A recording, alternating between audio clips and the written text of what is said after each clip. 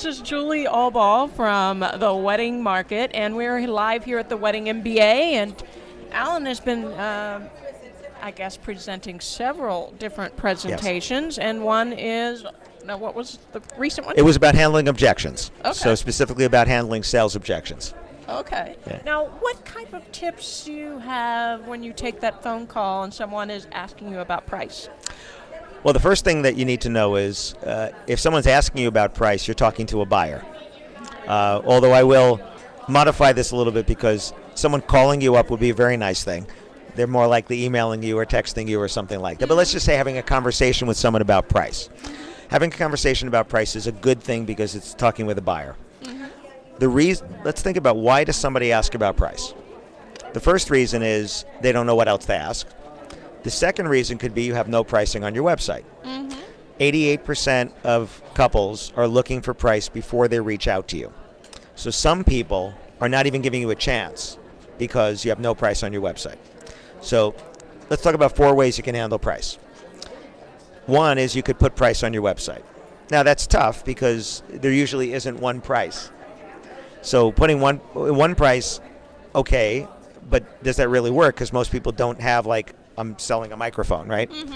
Now, for me, I have a website review, 2-hour consultation, business consultation. It's on my website. The price is there. It's all there because there is no variation. There's no Friday night, Saturday night, in season, out of season. It's I'm available or I'm not. So I put the price.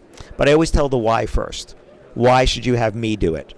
You already want someone to do it by the time you reach out to me. Just like if I reach out to you for video or I reach out to a venue or a florist, I already need flowers. I already need a venue. I already need a video. Why should I have you do it? But again, by the time you get that inquiry, they've already weeded out most of your competitors. They've said, let's look at all the choices, filter, filter, filter. How do they filter? Watch your videos, look at your photos, read your reviews, read your website, right? Check you out. By the time you get the inquiry, you're on a short list. They need someone to do it, and they think you're a good fit because they've done their research. So the first buying signal you see is the inquiry. The first buying signal that happened way before that. So if you put a price, you should always tell them why, whether you put a price or not. The second thing you can do is choose not to put a price. If you don't put a price, 88% are looking for price. So some people are just not even giving you a chance at all. So if you don't put a price, make it easy to get a price. Put a pricing page and say, I'm sure you're looking for a price for your wedding, and we would love to give you one. Because there are so many different variables, starting with our availability, and then the particular services to make your wedding everything you want it to be. All you have to do is fill out this short form, call us, text us, email us, whatever. We'd love to talk to you about that. Okay? Third way, starting price. I hate the starting price because the starting price is only fair if the ending price is close to it. So if you say starting at $2,000 and most people spend $2,500, that's fine. But if you say starting at $2,000 and most people spend $7,000, it's not fair. If you were the customer, you'd be like, what, bait and switch? Come on, that's not right. So the best way to do it, I feel, and the way when I do sales training with people, is I feel the best way to do it is to actually put a price range. And what you do when I'm consulting with businesses like yours is I take a spreadsheet of all the weddings that you did last year, and we'll have a separate spreadsheet for mitzvahs, quinces, corporate events, fundraisers, whatever, and sort it low to high. Throw out the lowest one because it was probably one of your employees' cousin on a Tuesday, right? Throw out the highest one because it was like, oh my God, did you see that wedding that we got? It's not really your top. And then you have a range. And then find within that range where most people spend. So give you, for instance, florists love to tell me everything I do is custom. Everything everybody does is custom. Every video is custom. Every venue wedding is custom, right? Okay, but they like to say it's custom. And I say yes, but the price people pay is more standardized than you think. And when I do those spreadsheets with them, I find that if their range was $2,000 to $10,000 and most people spent $6,000, even though the flowers they got were completely different, they still spent $6,000. So then they could say, you know what, our prices go from $2,000 to $10,000 with most of our couples investing around $6,000. And to get a price for your wedding, call us, email us, text us, right? So those are the 4 ways to handle price. Yeah. So, but when they ask you on the phone about price, acknowledge it, and then have a conversation. Because like sometimes you don't know exactly how much of your website they actually have read. You have no idea. Right. You have no idea. And now, first of all, the inquiry, if it came through the form on your site, you know it came through your site. But what if it came through Wedding Wire? What if it came from a Google search, right? So you don't know what they know yet. And that's why you have a conversation. So if they do call, hallelujah, you hear the angels singing, right? But if they do call you, great. But regardless of the method, have the same conversation. So if you email and say, Alan, so how much is it to video my wedding? I would acknowledge it and say, well, Julie, thanks for reaching out. I'd love to give you a price. I do have a few questions to ask you so I can get to that exact price, because I don't want you to pay any more than you have to get everything you want and need for your wedding video. And then ask the first question, which could be, would you like us to cover from the getting ready through the ceremony, through the reception, or just part of the day? That's a question. Always end your emails, text, whatever, with a question. Yeah, now I really think a lot of times people, when they call, they may have gone through some things. We haven't gone through all of the things. Mm-hmm. But I think it's good to find out, exactly how they found you. It is, but it doesn't have to be the first question. Right. So I like to ask people that question after I've gotten their trust. Mm-hmm. So I do it on the first contact, but not the first question. Right. Oh, definitely. So if I'm on the phone with someone, actually I had somebody just the other day who called me up and is asking me about doing stuff. And so somewhere in the conversation I was like, hey, Dave, just by the way, how did you happen to get to me about this? And some people will tell me, I saw you on a webinar for Wedding Wire. I saw you at Wedding MBA. I saw a post on social media where somebody tagged you. I did a Google search. But I like to find out. But the most important thing to them is getting them what they need. And if you ask too many of those questions, that's self-serving for you. So I don't push it. Hey, I got the inquiry. Hey, that's all that matters. That's right. That's right. Exactly that. So have the conversation. And the way a conversation goes is you ask a question, and then you stop talking. That's why my new book, my latest book is a sales book. It's called Shut Up and Sell More Weddings and Events. Because if you want people to tell you what they want, you ask a question and listen. Mm-hmm. So if you're going to listen, you have to shut up. Yeah, so what other presentations will you be talking about this week? So today I did one on crisis communication, so conflict resolution. What do you say when things go wrong? And I actually made an executive decision today.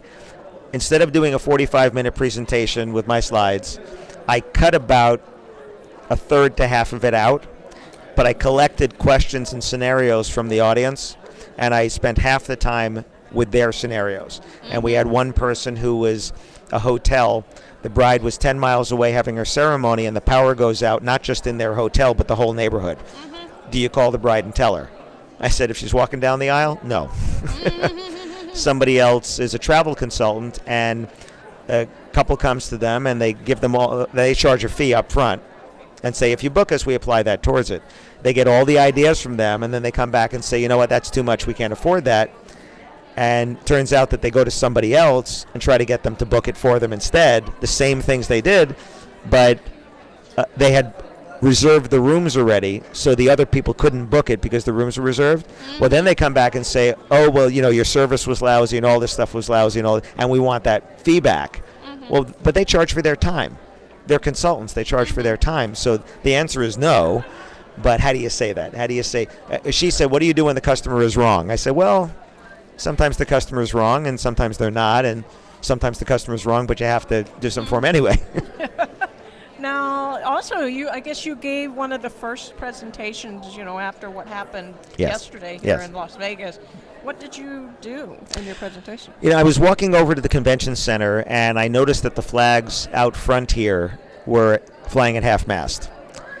And I took a picture of it, and it actually is a beautiful picture, the blue sky in the background, the 3 flag poles, and just as I'm taking it, the wind picks up and the American flag starts to unfurl.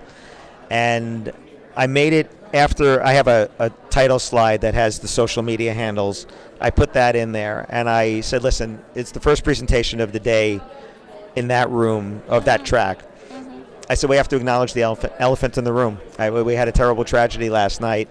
And we need to keep those victims, their families, and the injured people in our thoughts and prayers. Mm-hmm. I said, so let's take a moment of silence, which we did. Now, on the one hand, we need to do that. On the other hand, it's kind of a downer to start a presentation. Mm-hmm. So what I did is I physically took 3 steps to the left, and I said, okay. And I put a regular title slide up, and I said, okay, now we're in the happy place.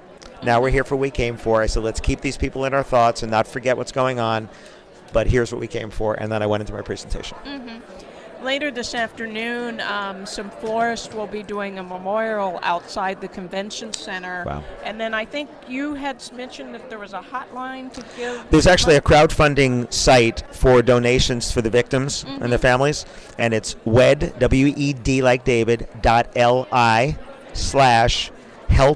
Vegas, HELPVEGAS. So wed.li/help Vegas, and you can make a donation to that. Yeah. And then I think the parties tonight, they're going to give money, I believe. Right. So what happened is the Knots party was at Mandalay Bay, so that got canceled. And Wedding Wire generously offered to share their space with the Knot, and instead of calling it a celebration party, it's going to be a fundraiser, donation, memorial thing. So everybody's invited, but there is a limited amount of space, so first come, first serve. And they're encouraging people to donate $10. And then the Knot and Wedding Wire combined are going to match $10 for every person that shows up. That's wonderful. Yeah, that's great. It's again just showing that we're bigger than this. We have competitors, but we also have common needs, and as a human thing, as a humanity thing, we have to look bigger than this. So I thought it was very, very generous of Wedding Wire, and very really a really great gesture from both of them to say, hey, let's make something good come out of this.